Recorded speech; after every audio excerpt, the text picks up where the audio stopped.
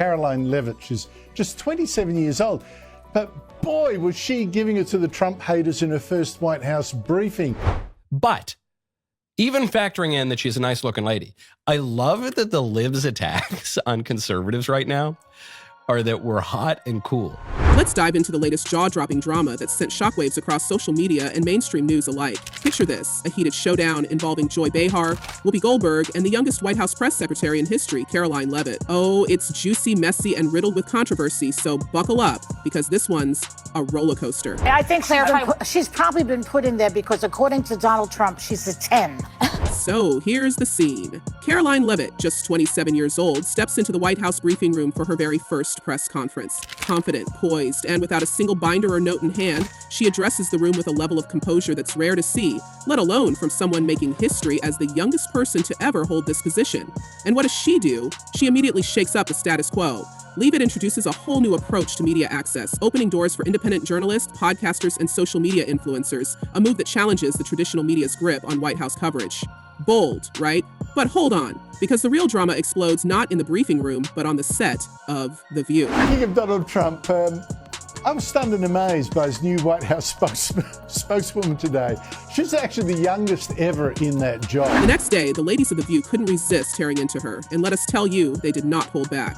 Joy Behar, in particular, made a comment that had everyone, from conservatives to moderates and even some liberals, raising their eyebrows in disbelief. She claimed that Leavitt only got her position because, in her words, according to Donald Trump, she's a 10. Yep, she went there. Behar essentially reduced this groundbreaking young professional's accomplishments to her physical appearance. And if that wasn't enough to ignite outrage, Whoopi Goldberg jumped in to criticize Leavitt's stance against what she called wokeness. Goldberg claimed that without the progressive movements tied to wokeness, women like Leavitt wouldn't even have the opportunity to stand at that podium. Because she said something yesterday that really pissed me off.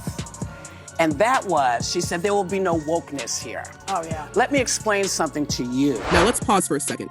Can you imagine the outcry if the tables were turned? If a conservative commentator had made similar remarks about a liberal woman in power, the backlash would have been monumental. But instead, Behar and Goldberg's comments were met with a wave of criticism for their hypocrisy. How can a show that claims to champion women's empowerment turn around and dismiss an accomplished woman's qualifications based on her looks? Social media erupted and people weren't holding back. One viewer wrote, "All the View people need to go. These women are doing nothing to show respect for women." Another chimed in, "This girl's got backbone and she's not afraid to take on the big dogs. I like her. Very intelligent and well-spoken." These comments were just the tip of the iceberg as the internet rallied behind Leavitt, praising her for standing tall amidst the storm of insults. Without that wokeness, you might not have that job. Yeah. Because women were not invited to that table. But let's get back to the chaos on The View.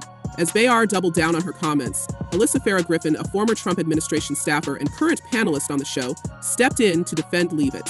Griffin pointed out that Leavitt's first press briefing wasn't her first job and highlighted her extensive experience in politics, which includes working under Kayleigh McEnany and serving as the communications director for a congressional office. But, of course, this didn't stop Behar and Goldberg from continuing their tirade. Karoline Leavitt is the press secretary at the White House, doing a great job. Such a great job that the ladies of The View feel the green monster coming upon them. Goldberg's argument took a different, though equally controversial angle. She passionately defended the concept of wokeness, claiming that it was the very thing that allowed women and minorities to break into spaces historically dominated by men.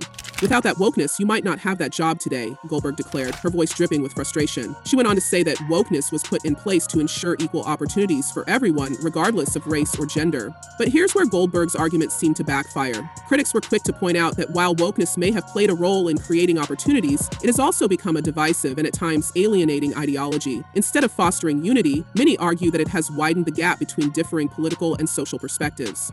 They really don't like this woman. She's a good communicator. And so Joy Behar just offered her analysis on why Leavitt was picked for the role. Leavitt, for her part, wasn't about to let these comments slide. During an interview following the controversy, she addressed the attacks head-on, delivering a sharp critique of The View's double standards. She pointed out how the show loves to tout itself as a platform for female empowerment, until, that is, a conservative woman steps into the spotlight. Leavitt called out the hypocrisy, saying, "They love to talk about empowering women, but the moment a woman disagrees with their politics, they tear her down in the same way they claim to oppose." Leavitt didn't stop there. She went on to highlight how this wasn't the first time The View had taken aim at conservative women, citing past instances involving Kayleigh McEnany and Sarah Huckabee Sanders.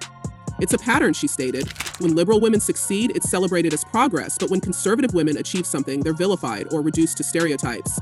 That's not feminism, that's hypocrisy. Her pointed remarks added fuel to the ongoing debate about whether mainstream platforms truly support women or only those who align with their ideology. This bold stance earned her further praise across social platforms, with many calling her a trailblazer for speaking out against the double standards. Isn't it rich that The View is saying she got the job based on looks when DEI is all about based on looks? Meanwhile, conservative commentators rally behind her, framing the controversy as part of a broader cultural battle. Prominent figures argue that the treatment of Leavitt reflects how deeply entrenched biases have become in media. This isn't just about Karoline Leavitt, one commentator shared on a podcast. It's about an entire generation of young conservatives who are stepping into spaces where they've historically been excluded. And when they do, they're met with hostility rather than respect. By taking on The View so directly, Leavitt not only defended herself but also solidified her position as a rising voice in the fight for ideological diversity in media and politics. Leavitt didn't just defend herself, she used the opportunity to critique media bias more broadly. She pointed out that mainstream outlets and shows like The View often focus on personal attacks rather than substantive discussions. Emphasizing that the issue extended beyond her own experience, she argued that women, particularly conservative women, are frequently subjected to unfair treatment in the media and should be evaluated based on their ideas and accomplishments rather than personal insults. No, it's not. So first of all, and I have had my objections to the job that Karine Jean-Pierre did, but she worked in politics for 21 years, 5 presidential campaigns, and worked in 2 administrations. As clips of Behar's and Goldberg's remarks circulated rapidly on social media, criticism of The View grew. Even individuals who typically disagreed with Leavitt politically expressed concern over how she was treated. One liberal commentator noted that it was possible to disagree with her while still recognizing that dismissing her achievements based on her appearance was inappropriate. Another observed that Behar's comment was not only offensive to Leavitt, but also to all women who had worked hard to succeed. The controversy didn't just stay online, it quickly became a major talking point in mainstream news coverage, with outlets dissecting every angle of the drama. Behind the scenes at ABC, the network that airs The View, tensions reportedly reached a boiling point. Insiders revealed that executives were blindsided by the backlash and are growing increasingly frustrated with Behar's repeated controversies. According to some sources, there's even talk of a potential shakeup on the show, with Behar's future hanging in the balance. One insider claimed, while controversy has always been part of The View's brand, there's a fine line between sparking debate and alienating viewers. This time, they may have crossed it. And let's not forget the ratings. The View has already been struggling to maintain its audience, and incidents like this only add fuel to the fire. Advertisers are reportedly growing uneasy, questioning whether the show is still a reliable platform for their brands. With all this mounting pressure, the big question is, will The View finally change its ways, or will they continue down this path of controversy and declining credibility?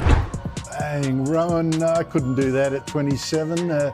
No nonsense, straight to the point, courage, detail. Meanwhile, Leavitt's star only seems to be rising. Her first press briefing not only showcased her ability to handle the media with grace and authority, but also introduced significant changes aimed at increasing transparency and inclusivity. By opening up the briefing room to independent journalists and restoring access to those whose passes were revoked under the previous administration, Leavitt is setting a new tone for media relations in the Trump White House. As the dust begins to settle, it's clear that this controversy has broader implications. It's not just about one episode of The View or one press briefing. It's about the shifting dynamics of how women, especially conservative women, are treated in the public eye.